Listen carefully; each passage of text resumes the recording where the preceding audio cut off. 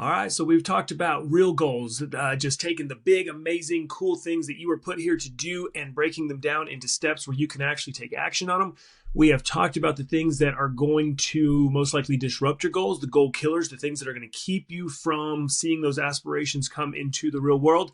And today we're going to talk about one of the main goal killers that I see, one of the things that if you can get this right in your life, everything else will be pretty easy. So we're going to talk about managing your time in an effective way to do all the things that you want to do.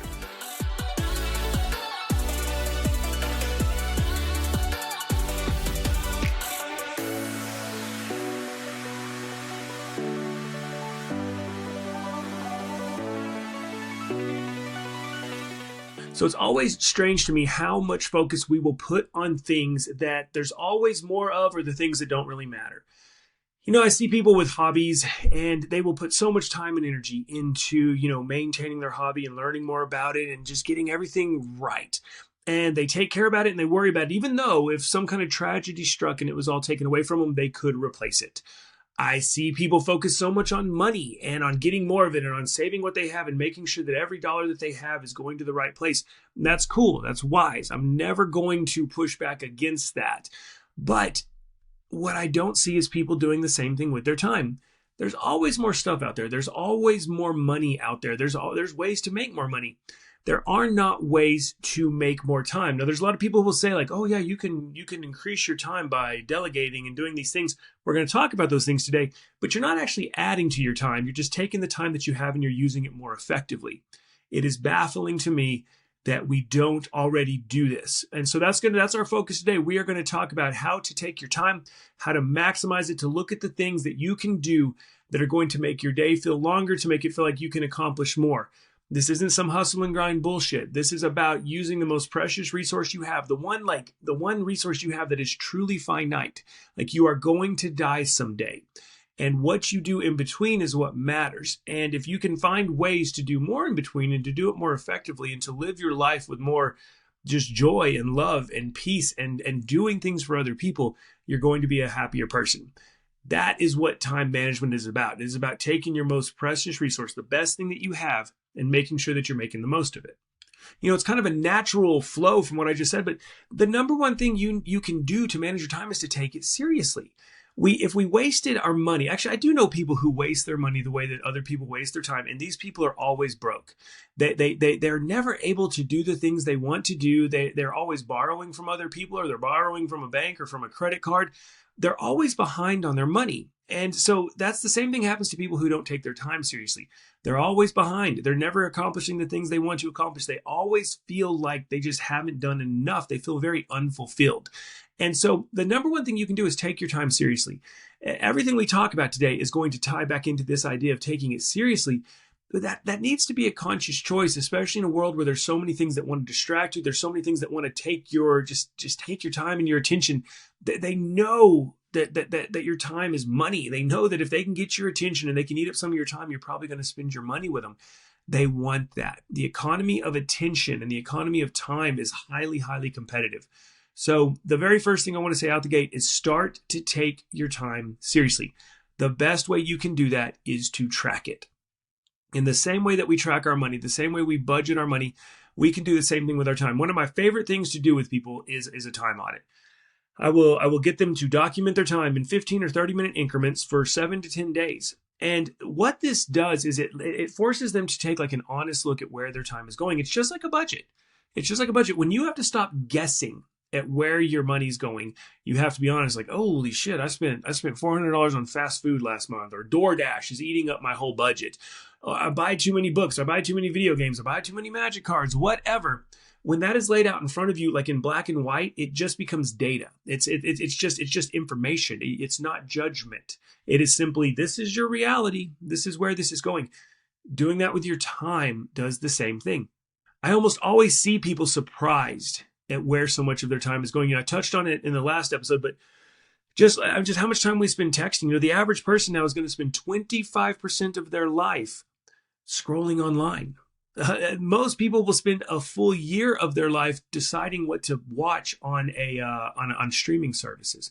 And that seems crazy until I realize that on the times that I do sit down to watch something and eat, if I don't already have a show that I'm watching, I'm usually done eating before I figure out what I want to watch. So that stuff adds up. When you start to track this, you can see where you are just, a penny here, a nickel there, a dollar there, only in time, a second, a minute, and an hour. You can just see where it's all going, where you are losing it. So I think that tracking your time is huge. Having a time audit, like conducting a time audit on yourself the same way you would on your budget, will tell you so much about where your time could be going, about where you're wasting it. Now, sometimes people do it and they realize like, oh, I play 2 hours of video games a day. Are you okay with that? If they're okay with that, cool. Like, you've got to enjoy some of your time, and how people choose to enjoy their time is fine.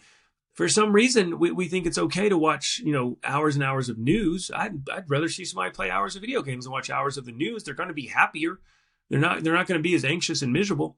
So you've just got to look at it and just be honest with yourself. Be objective about what the data tells you and if you're okay with that.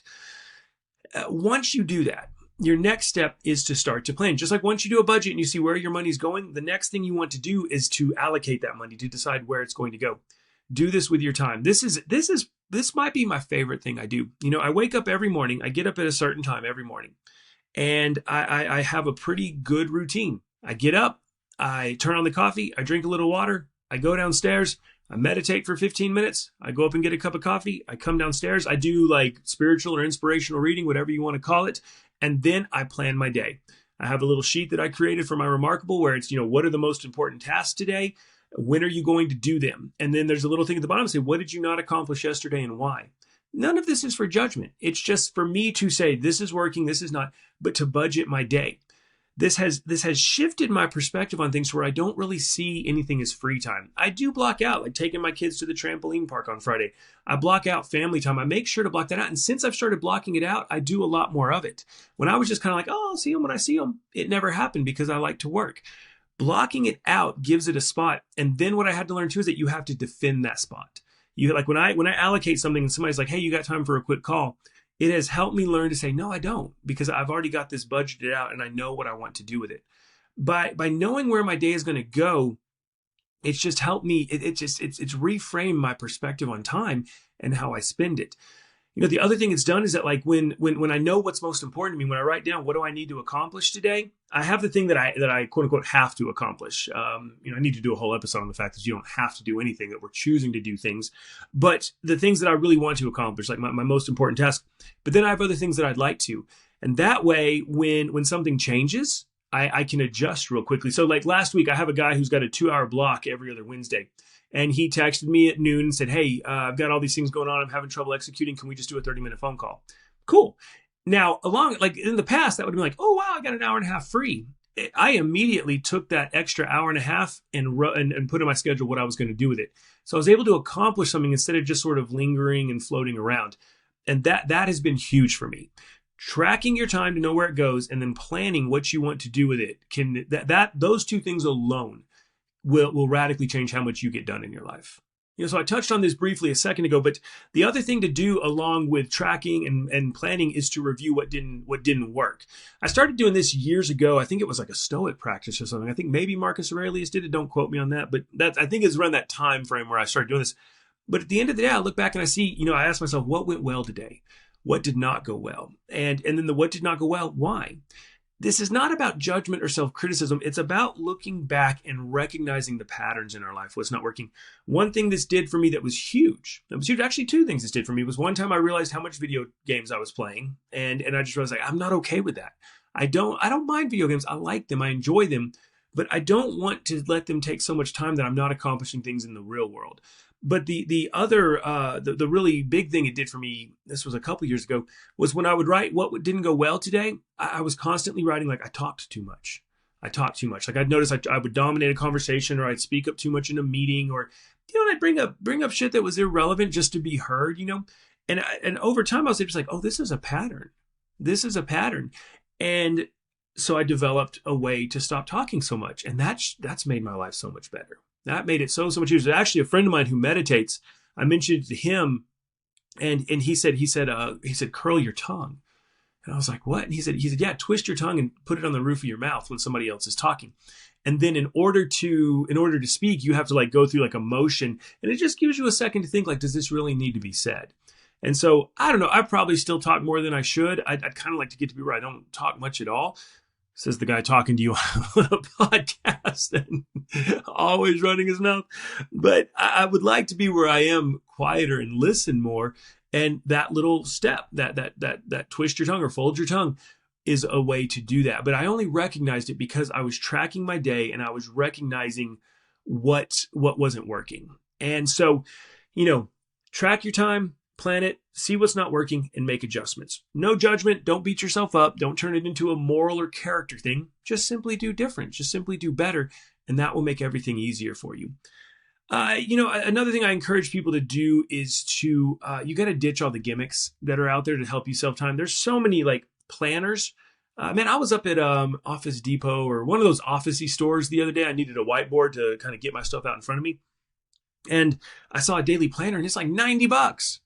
$90 now. And this was actually just for inserts to go in your daily planner. And I talk to people who buy a new planner every year. And I do know people who use their planner like really well. My wife, she's a paper person. She plans her stuff out on her planner really well. But most people buy a planner, they use it for a couple days or a couple weeks or maybe a month or two, and then they just forget about it. There are all these apps that will organize your task and they're going to organize your workflow. And some of those are good. I use one called Things. I paid like a lot more than you normally pay for an app for it a few years ago. And I still like it because what it does is it takes all of my tasks and just gives them to me in little chunks that are manageable. But for that one app, I bet I have 20 on my phone of other things I've tried. I have planners. I have over here, besides you can't see it, but I've got like 4 different planners that had journals and stuff that I want to go through just to see if there's anything valuable before I throw them away. None of them are filled up all the way. So you've got to just watch there's always the new hack. Avoid hacks. When it comes down to it, it's just like any other budget. Know where your time goes and be intentional about it. And that's all you need to do. The hacks and the gimmicks will fail you all the time. I think one of the biggest hacks or gimmicks that we all need to avoid because it does not work is the idea of multitasking. The more you try to multitask, the less effective you will be with your time. Our brains are not meant for that. And I see things where it's like, oh, women are better at multitasking. Cool. Maybe they are, maybe they're not. I don't know. But I do know that the people who can focus on one task and get it done are more effective overall. And they tend to be a little bit happier. It stresses us out to multitask. So this myth of multitasking, this myth of like, oh, I got to have so many things going on. And I'm like the bad guy at the end of, was the Watchmen, where he's got all these screens in front of him and he's just taking in all the information. That dude was like a mega genius. Maybe he can do that. Most of us can't. So ditch those gimmicks and just stick with the basics. Monotask whenever you can. And I think you'll be surprised at how much you get done. I talked about this one last episode, so I'm not going to go into it real in depth here. I am going to do a whole nother podcast on this one too, I've decided. But don't rely on passion and motivation to manage your time. You're going to have times where it feels really good. You get the new planner and you're writing all your stuff down and you're, I'm a boss and da da da da. That's going to go away. Discipline and perseverance about how you spend your time is the key. Just simply like me having a thing that I do every single day up at a certain time, and then this thing that I go through where I don't question myself is the most helpful thing in the world. Sitting down to meditate for 15 minutes every morning at about 4:05 or 4:10 is huge for me because I don't debate it. There are times I didn't want. This morning, I didn't want to. This morning, I didn't know. I stayed up a little bit late last night because somebody came over to watch a basketball game, and I was a little tired, and I didn't want to meditate. But by having that discipline and perseverance and by choosing how I spend my time, by knowing where my time is going to go, it takes the question out of it. And so I noticed even as I was coming downstairs, like debating, maybe I'll meditate today. Maybe I'll just read on my Kindle. Before I knew it, I was sitting and meditating. And so that discipline and perseverance is what will come through when everything else fails you. So this next one the character of this next one has changed a lot over the last few years just because of the influx of AI and virtual assistants and all the different options we have. At this point, I feel like maybe people have a hard time doing this because there are so many options. But when you can learn to automate and delegate everything that you possibly can, that will free up time for you in a way that it's hard to describe because most of the time when you automate or delegate something, it also frees up mental and emotional energy for you. We underestimate how much time we waste because of mentally and emotionally draining tasks.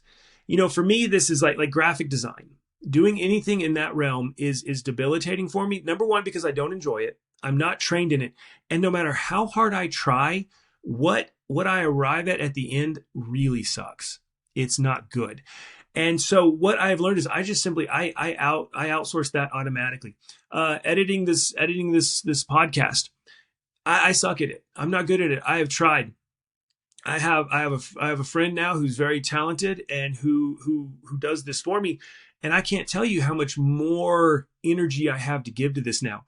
I would so often sit down to record videos, and it takes me a minute to get going, especially on video. Like this is not real natural to me, so I'm already like exerting some willpower to do this. But then when I would be, about to exert the willpower, and they'd be like, oh, when I get done with this, I got to edit it. And then I got to, and then sometimes I get halfway through editing and I mess up the soundtrack and the words aren't matching my mouth. And it makes me want to throw my computer through the wall. And so that alone, just that grind, first of all, it was the actual time cost. There was the time that I was wasting doing it, but the mental and emotional cost really chipped away. The more that I automate and delegate things, automate the things that I don't like doing, automate the things that are just kind of like below my pay grade, makes a huge difference. Delegating the things that I'm not good at, delegating the things that I'm not, that suck my energy until I have nothing left, that's huge. That has changed everything more. So you've got to learn to do that with the things that chip away at how you feel about them, because over time you start to hate them. You really start to hate them. The podcast before, go look at how many episodes I have before I moved to video. Like I was able to crank those things out pretty easily because audio was easy for me to do and easy for me to edit, because I didn't have to like try to make my face match up where the camera was when I screwed up, and just so much easier. By handing that off to somebody who is much more skilled than me, it's made all the difference, and it makes it where I enjoy this again. And now I'm able to just start really cranking them out a lot quicker. You're going to see over the next few weeks and months that these things come out a lot quicker because I'm not trying to do everything myself anymore. Talked about this last time. You're going to see overlap between managing your time effectively and the goal killers, because when it comes down to it, how we manage our time is what determines if we accomplish our goals. And so, but when it comes to your time, constraint over restraint, once again, is huge. It is absolutely imperative. When I really need to get something done, instead of like, I'm going to buckle down and I'm going to stay here in my office, I go to my other office. This is my office in my basement. I have an office just about 2 minutes away. And over there's no dishes to do. There's no wood shop I can go work in. There's no video games. There's no Better Call Saul on Netflix. There's all the different things that I can do are not here. Here I've got my books and I've got all sorts of things that I could switch over to working on. When I go to that office, it constrains my options. And so I tend to burn through things. When you find something that is destroying your time, you have to go ahead and remove it from your life. This can be something as simple as social media. This can be something as insidious as pornography. Back when I had a pornography addiction group, good God, that was 10 years ago now. No, that was like 13 or 14 years ago now. I'm getting old, y'all. 13, 14, 15 years ago when I had a pornography addiction group, one of the things the guys in that group would tell me was how much time they would spend. And it was destroying everything they could do. It was wrecking their grades. It was wrecking their relationships. All just absolutely consuming their time. The ones who were serious about it, they utilized constraint over restraint to help themselves. Some of them would not have internet in their house. They would have a flip phone with no internet. Some of them would find accountability partners or, software that was very clunky and inconvenient, but kept them from doing it. Those are the kinds of things you have to do. The restraint will fail you. Restraint failed me for 10, 15 years when I was trying to get clean from drugs and alcohol. The thing that finally did it was moving 300 miles away from everybody I knew out to some town in the middle of nowhere where I didn't have any friends. That gave me a break from it. When I moved here, it was dry. It was a dry county, so they only sold alcohol outside the city limits. And I had to drive at that time. I had to drive around this loop and go way out on this Highway 87 to this place called the Strip. And I can't tell you how many times, I really can't. That's not exaggeration. I don't know how many times I would get that panic. But I need a drink. I got to have a drink. And I would get in my car and I'd go all the way around this loop, and I'll stick with the way I did it. I'd go all the way around this loop, and I could go at the highway here, or I could take a flyover and just go on the loop and go on back home.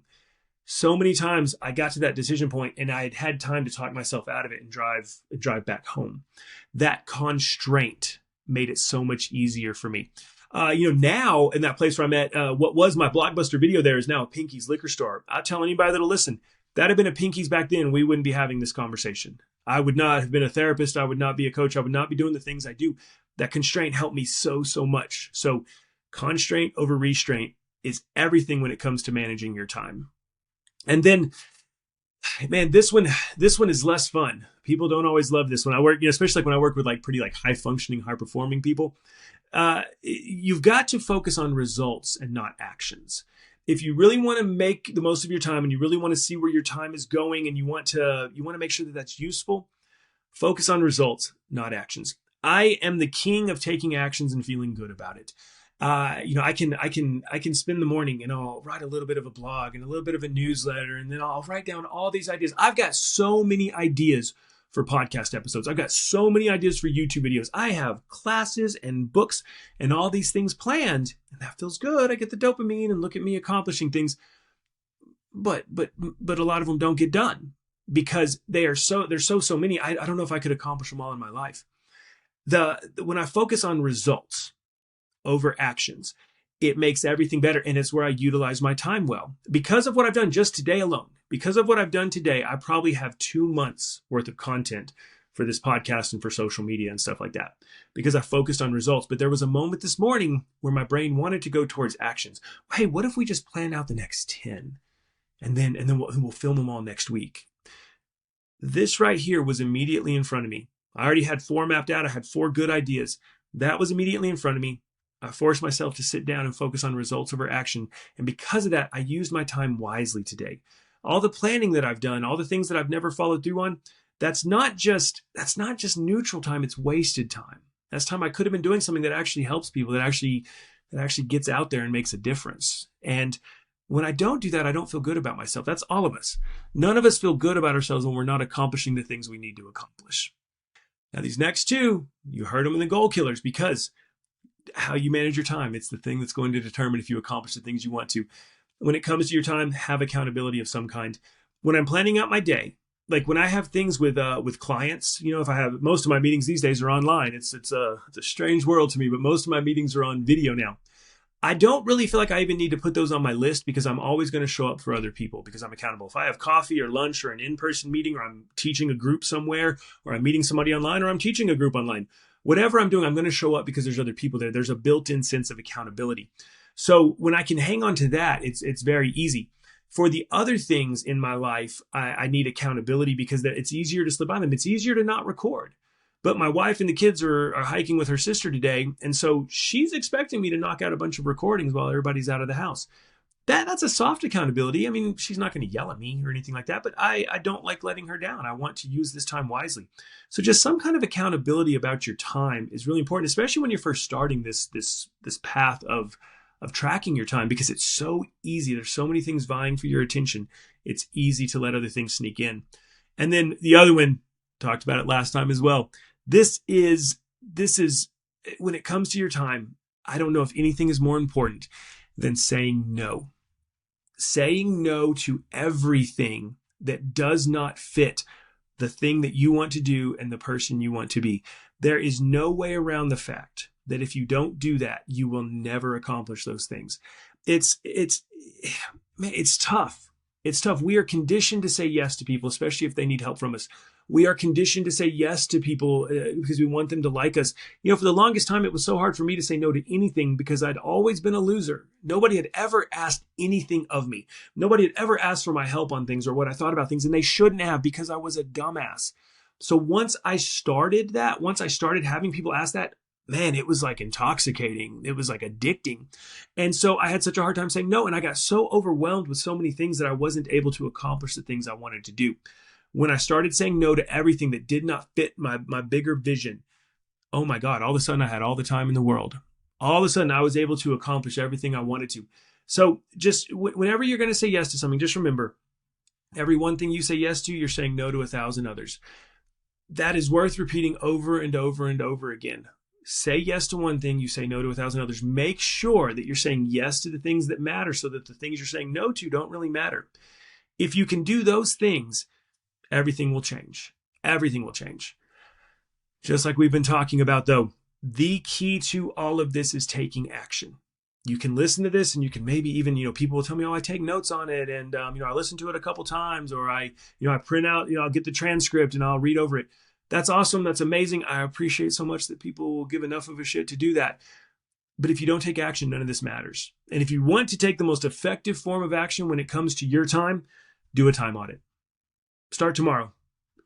Document your time in 15, 30, or hour-long increments. Don't go more than an hour. You will forget how much you do.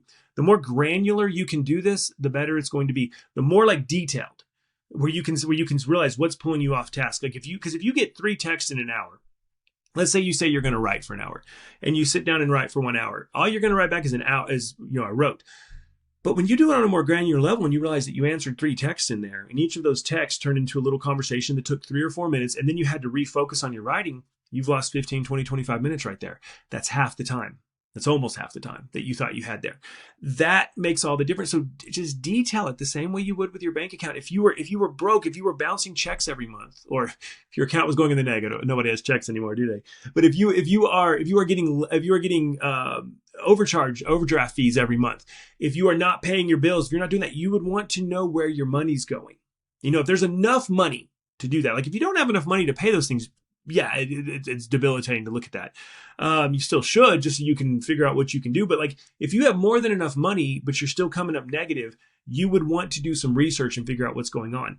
Do the same thing with your time. Take it down to the penny. Take it down to the nickel and the dime and see where it's going. When you do that, and then you look at it just with objectivity, without criticism, without judgment, without anything that's dragging you down in those terms, you can take that information and you can really change things. And when you do that, when you get your time right, you will be shocked at how many other things in your life start to fall into place. You will find you have a lot more time than you think you do. I really thought that I was maxed out on time. And I decided to start doing 75 hard on Monday. So that's 2 45-minute workouts a day. That's an hour and a half crammed into my day that I didn't think I had. Because I planned, because I audited, because I tracked and made changes, I have been able to seamlessly fit those into my life. And it's actually been really nice to get my body moving and to do those things again so that I can start to feel better. So audit your time, see what you're not happy with, make changes. That alone will make the biggest difference in your life. As always, I'm very grateful to everybody who takes the time to watch this. I'm very grateful for the feedback I get, for people just hearing that this is helping people. I really do enjoy that. There's links in the show notes for how you can get in touch with me.